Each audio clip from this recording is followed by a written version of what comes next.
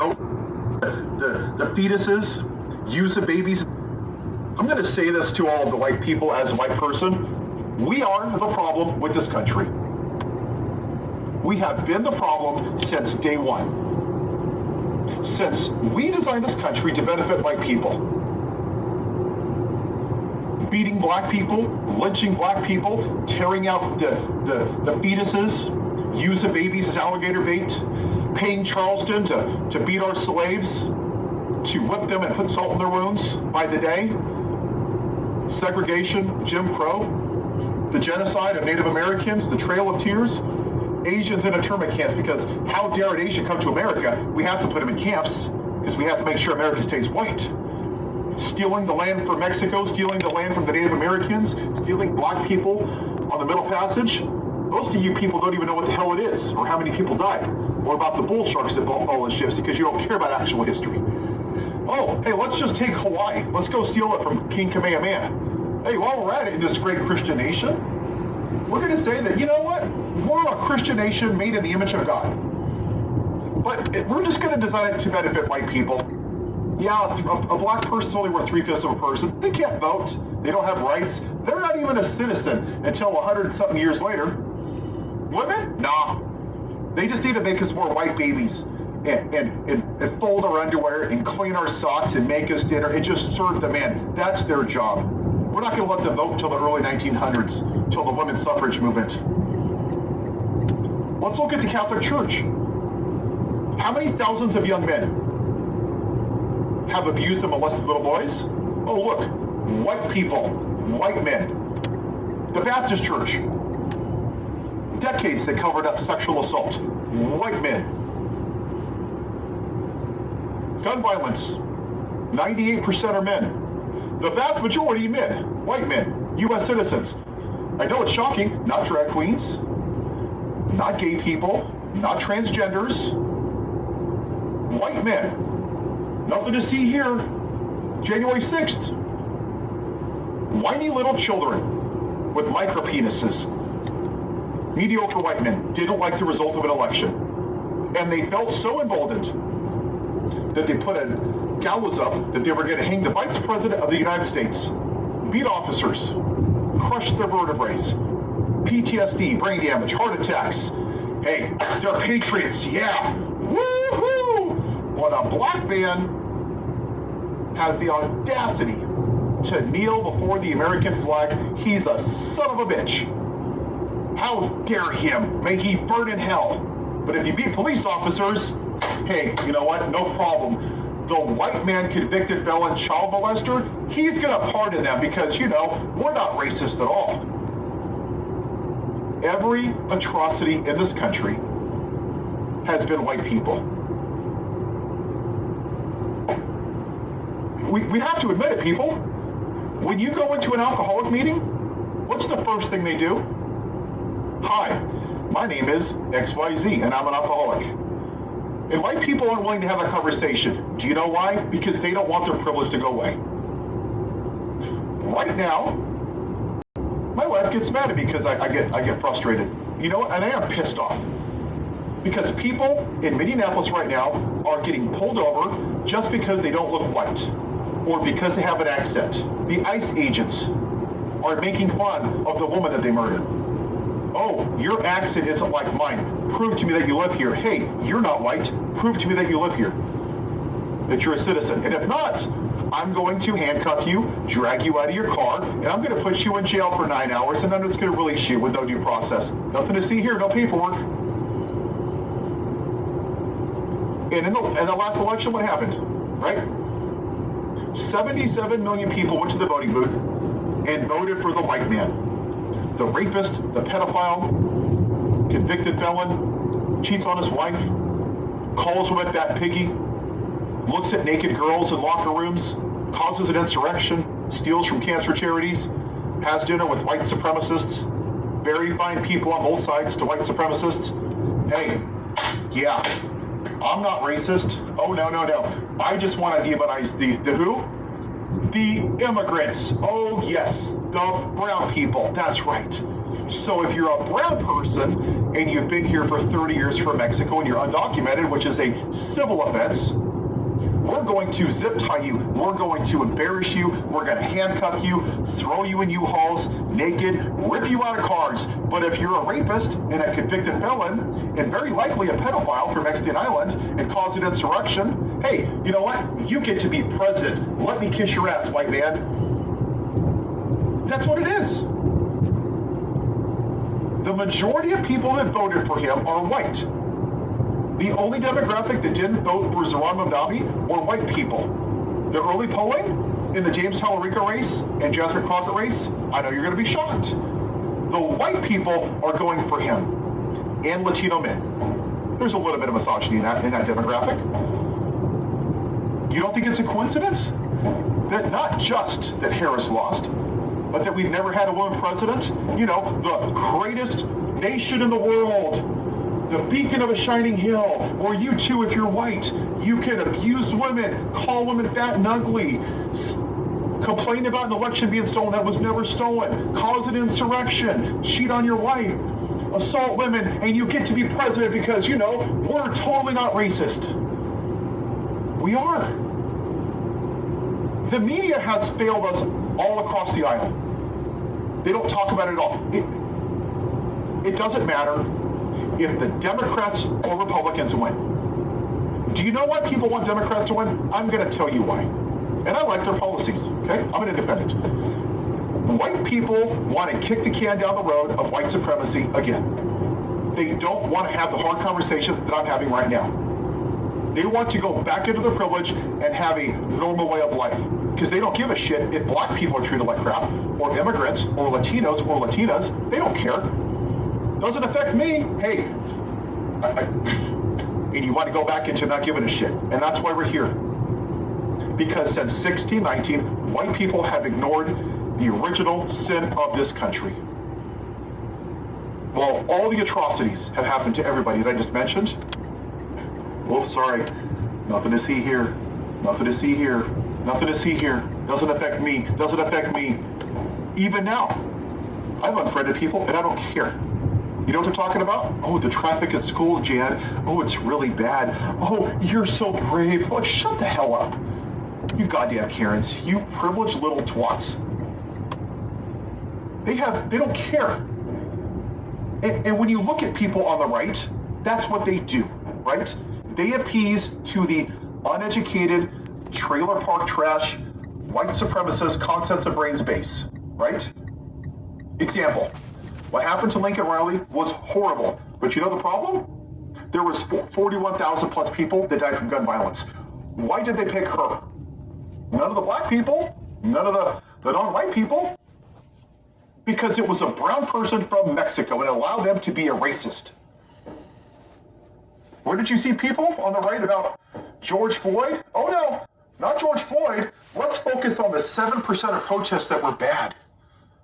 What were those same people about Ahmaud Arbery? A black man had the audacity to jog down a street while 3 white trailer park trash racist MAGAs shot him because, you know, how dare a black man go jogging? The audacity of the man. Oh, but Charlie Kirk, a racist piece of shit that talks about the great white replacement theory, that if you're a black pilot, you know, what do we do with him, right? We throw his ass up on a pedestal right next to Jesus Christ. Oh, let's put him on Air Force Two. Oh, let's wear freedom shirts. You don't give a shit about the other people. You didn't care about the children that were dead in the church. Thoughts and prayers. Senator Hortman and her husband and her dog that were shot in her goddamn house.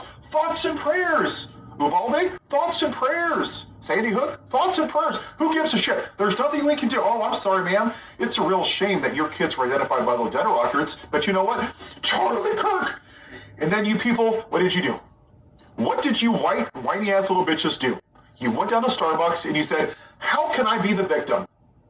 How can I be famous and get 15 minutes of fame and make money off of YouTube videos? Oh, I'm going to record Starbucks not putting his name on my coffee cup. Oh, what'd you see? Tears. Oh, the world's productivity. And what did white people do, right? Oh, Jesus is coming. Bible sales went up 8 trillion%. Oh, It's the reckoning. Praise God. Oh, God is speaking to me. Hallelujah. But not a goddamn thing when over 8,000 black people were lynched, or 1.4 million died in the Middle Passage. But the fucking man who stood for the white male patriarchy that wouldn't know Jesus if he showed up at his front door with the Bible, somehow that's a bridge too far, and he's the victim. That's what it is. He stood for the white male patriarchy. Which brings us to the orange pig in the White House.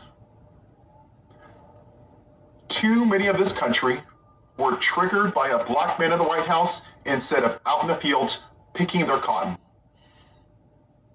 And their traditional family values? White. Let's be real. DEI? Oh, you're not white. You must be still in a white job. That's exactly what it is. CRT? Oh, you're teaching about black history. No, it's just history. But they don't want to hear it. They don't want to hear about all the horrible things that I just mentioned. Because it infringes on their version of American exceptionalism. And it's only been good for white people. And they want to keep it that way. That's why the Orange Pookie took down slavery in the Smithsonian. That's why he puts up pictures of Robert E. Lee, that piece of shit that's rotting in hell that fought for slavery. That's why Pete Hegseth, the alcoholic, who's paid a woman $50,000 for assaulting her, gave medals to the people that murdered the Lakota back in 1890. Because, 250 dead women and children versus, 10 dead soldiers because they were white? They must be patriots. We have to reward them because we have to make sure that we show that the white man is in charge.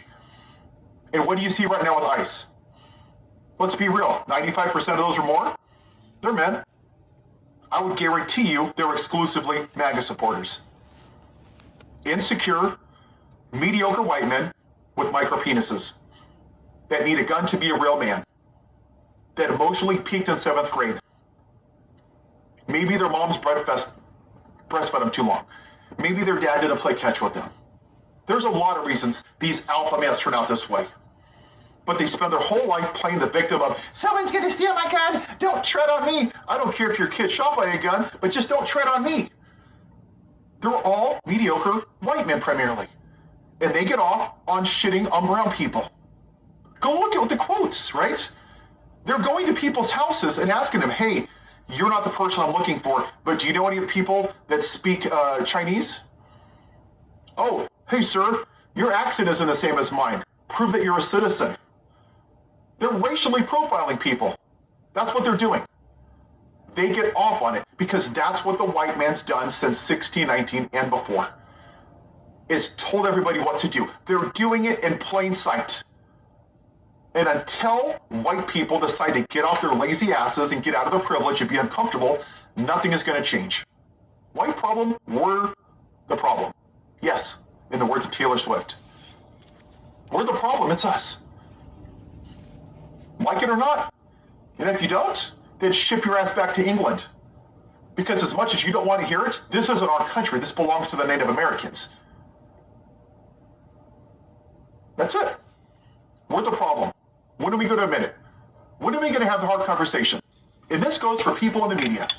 The bro podcasts on the left that want to debate MAGA, screw you guys. You're doing this country a great service. You're seeing the crap that's going on and you're like, can I be a whore to capitalism? Watch me yell and own the MAGA. Ooh, I showed him. Oh, he debated him. What does that do? Not a goddamn thing. You think the Democrats winning the midterms is going to fix anything? No. This is the problem. Until we decide to make this a priority and actually fix it, this country will never be great for everybody, and it has never been great for everybody. Have a white day. Hey, Shalom. All right, first and foremost, before I get started, I'm going to give all honor and glory and power to Yahweh, Ba'ashem, Yahushai, Ba'ashem, Rahawadash. I want to say double honors to Edas, our great apostles, great millstone, GMS, who rule well and teach well, being a great example to Israel. All right, man, the elect. I want to say peace and blessings to the hopefully elect on the four corners, pushing the truth and sincerity. All right, the great sound that you brought in the bar, as you can just see and you just heard, all right, which is beautiful. All right, as in the tongue is falling upon themselves, their own tongues, man. When she could be a Jake, he could be a Jake in the spirit. You know what I'm saying? He just got the skin in the wind right now and the voice to push this out. All right, without a lot of backlashes because he got the skin in the wind. But what he said was definitely true. All right? And we as prophets, we say the same thing, but we just tied it to the scriptures to show you, all right, who are the wicked. All right, the Bible speaks of, and who are the righteous. See, this is an identity of knowing who is who. You see, this all it is. You know, now the shameful spirit is being poured upon the glory of the Edomites, and it's beautiful, man. And you see, he keep on mentioning 16:19. Let's go into that. All right, let's go into prophecy being fulfilled. Because I had this in Habakkuk 2:16, you know, but let's go into this real quick. I got a couple minutes, I can go into it to show you. He keep mentioning 16:19, right? So when you go into Revelation 11:11, it said, after 3 days and a half, the Spirit of life from the Most High entered to them, and they stood upon their feet, and great fear fell upon them that saw him. And in 3 days and a half, speaking about 350 years. All right? Because when you go into, when you're going to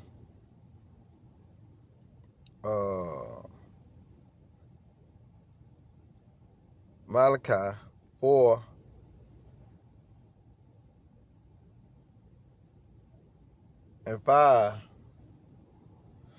get to the point, it says, I will send you Elijah the prophet before the coming and great and dreadful day of the Lord Yahweh. And Elijah the prophet is speaking about Ever Abba Bivens.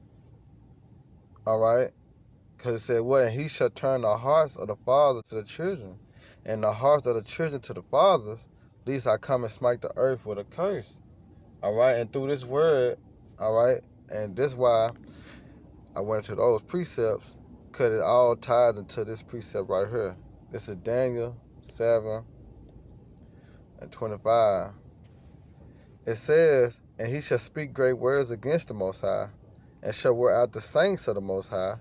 All right, and everything that you heard him say, all right, dealing with the atrocity, the rape, rob, and murder, all right, of these so-called leaders today, which are the biblical Edomites, all right, they was given this power, all right, and in 1619, when they got their power over here in the Americans, all right, but it says, and shall wear out the saints of the Most High, and think to change times and laws.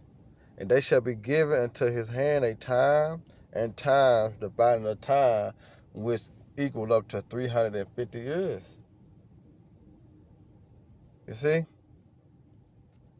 This is Obadiah. And this was going to seal the deal. All right? This is Obadiah 1:3. It said, the pride of thy heart hath deceived thee. Thou dwellest in the clefts of the rocks, whose habitation is high, and said in his heart, who shall bring me down to the ground? And that's the Most High Yahweh, all right, hardened, all right, the Edomites' heart to bring them to a desolation. You see, he had to blind them. That's why I say the pride of thy heart had deceived thee. See, he had to blind them from the fact of who really is in control. All right, to set him in a position or set him in a place which is slippery that he can't get himself out of. But it said, though thou exalt thyself as an eagle, and though thou set thy nest among the stars, this will I bring thee down, said the Lord Yahweh. And 16:19, 16:20, all right, when he really got his hand upon, all right, the Israelites, to 1969, 1970, which equaled up to 350 years, all right, and when he proclaimed to go into to space, all right, dealing with NASA, what happened? Prophecy was fulfilled. You see? The spirit of life entered into the earth. El Abba Vivens. All right?